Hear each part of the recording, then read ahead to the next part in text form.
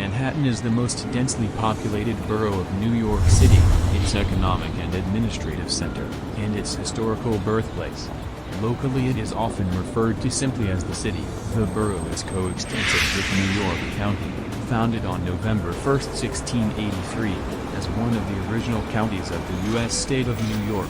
The borough consists mostly of Manhattan Island, bounded by the Hudson, East, and Harlem rivers, several small adjacent islands, and Marble Hill, a small neighborhood now on the U.S. mainland, physically connected to the Bronx and separated from the rest of Manhattan by the Harlem River. Manhattan is often described as the cultural, financial, media, and entertainment capital of the world, and the borough hosts the United Nations headquarters. Anchored by Wall Street and the financial district of Lower Manhattan, New York City has been called both the most economically powerful city and the leading financial center of the world. Manhattan is home to the world's two largest stock exchange, by total market capitalization, the New York Stock Exchange and Nasdaq.